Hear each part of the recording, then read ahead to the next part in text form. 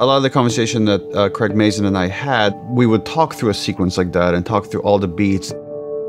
What do we get out of those beats? Why are they important? Well, let's just get that wholesale into the show. I think Neil and I were both excited by the idea that we could actually add a little bit more context to Joel and Sarah's relationship. This is your chance. You keep her alive. So with the show, we could say, okay, what's important in the sequence was like, well, we want to show the bonds of the family. Are there more ways of showing that we couldn't in the game? Because we could take more time, like, let's show them waking up, let's show them having breakfast, Sarah going to school, Sarah going to get her dad's watch fixed. We shared a lot of the concept art from the original game and the remake with them, and they used a lot of it very faithfully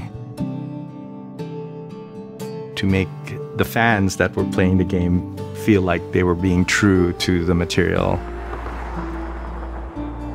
If you don't think there's hope for the world, why bother going on? So the beginning of the game was one of the last things we got finalized when we were making Last of Us. For a long time, the plan was to play Joel, not to play as Sarah. And it was like you as Joel would hear a commotion over at your neighbor's house, you would walk over there, you would see they're infected, then you'd head back and grab your daughter and then run. And it felt like I've seen this. And the aha moment when we're having a brainstorm in like one of the design pods was, what if you played as Sarah? Hey. Scoot. It was very important to build the relationship of Joel and Sarah. Here. What's this? Your birthday? To show their characters and what kind of people they are and how they live and relate to each other. You kept complaining about your broken watch. You like it? And then when things change, when things go bad. Dad? Daddy? And the fact that you're seeing it through like a very innocent child made everything creepier, scarier. You in here? Quiet sounds mixed with very, like the TV was loud. There seems to be some commotion. We went to the window, the explosion shook the room.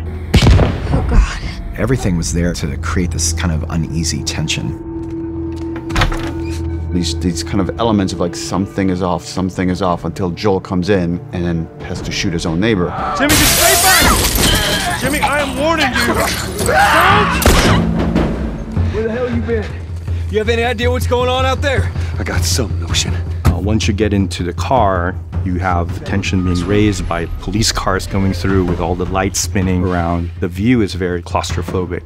Things are just very close to you. Army's put up roadblocks on the highway. You look at a sequence like that, as an animator, you're like, oh, this is something that you get really excited for, and then you get really terrified that you're doing because it's a big moment. With doing that, we have to kind of really pull your attention to where we want it to be. That's Lewis's farm.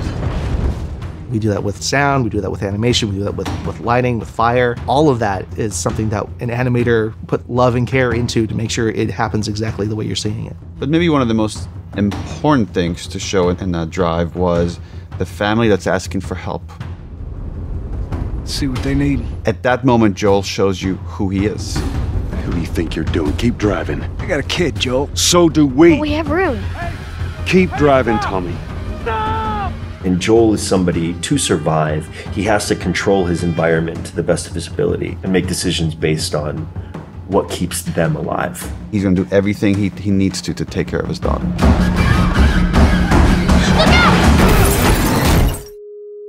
I think about the entire soundscape. Everything after the car crash switches from Sarah's perspective to Joel's perspective, because then it's a father trying to save his kid.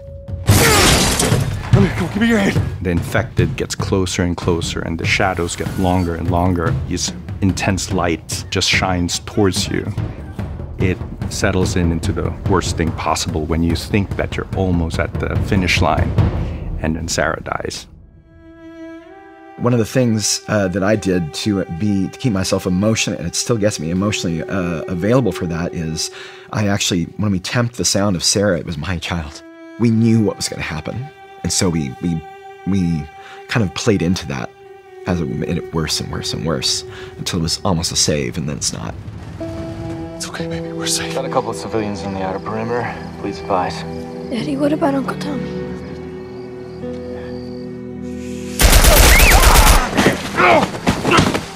The choices we made were authentic, right? We didn't want to stray away. We wanted to make it grounded.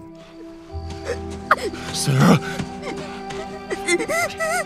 Move your hands, baby. I know, baby, I know. It's very powerful to have such a specific beginning to mark and shape the identity of the character thereafter for the rest of the game and for the rest of the show. The simplicity of Sarah's death was actually really hard to get to, and we worked at it so hard. And Hannah Hayes, who played Sarah, did such a fantastic job. She was so believable as like a child dying.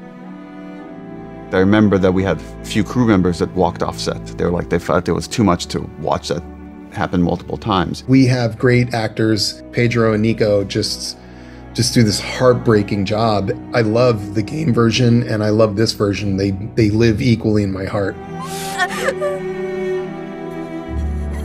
Sarah. Baby. Don't do this to me, baby. Don't do this to me. Always accessible, always readable, always raw. And I think to try and be honest to that as much as possible was a huge push. Please don't. Please.